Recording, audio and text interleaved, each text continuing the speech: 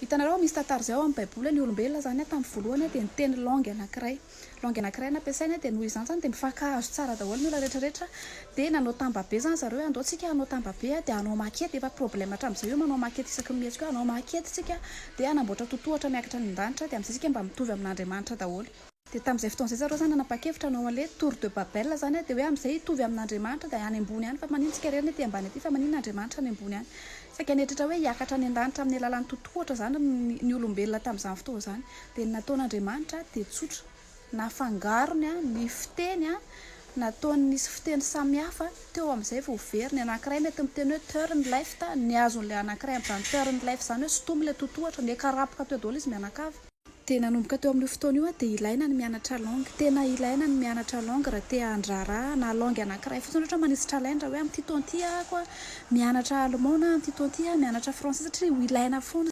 Be dia be mihitsy ny fomba ahafahanao mianatra langue raha gratuitement raha tsy manam-bola ohatra mamaky boky ianao amin'ny teny frantsay mamaky baiboly ianao ataonao amin'ny teny frantsay mijery film ianao ataonao film en anglais dia sous-titré en français ohatra misy fomba be dia be zany ahafahanao mianatra. Misy an'ity application anankiray ity koa zao hitako tao amin'ny Apple Store na ao amin'ny Google Play Store ngamba izay io ny anarany dia afaka ohatra hoe isan'andro ianao manao 10 minutes kely mianatra langue anankiray na ohatra mianatra miarahaba fotsiny ary satria rehefa tsy mbola tonga zany le tany vaovao sy lanitra vaovao dia mbola hiteny samihafa foana tsika ka noho izany dia ilaina foana ny mianatra langue.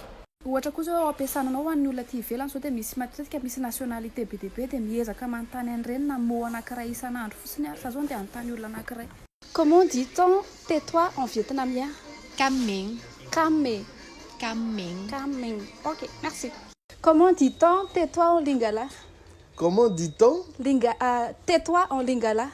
Tais-toi en lingala kangamunoko. Kangamunoko. Oui. Comment dit-on tais-toi en arménien? C'est quoi? Tais-toi? Oui. Bah, sus. On peut dire sus. Sus.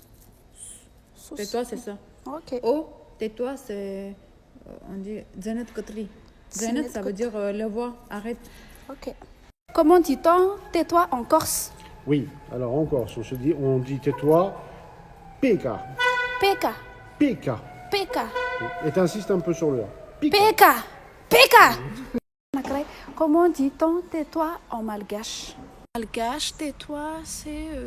Tiny menaka dia apiko vary dimy kilao dia tsy asisa roa kapoaka dia apiko siramamy atsasaky ny fefany dia tiny seza dia ampidiriko amin'ny ministère anao fa atomboka amin'ny président pokotany aloha dia miakatra tsikelikely amin'ny karamanao apiko 0 anankiroa dia ianao raha teo any an-dafy dia ataoko membre ny GP daholo fianakavianao ray manontolo dia ny t-shirt anao tsy ataoko nylon fa coton.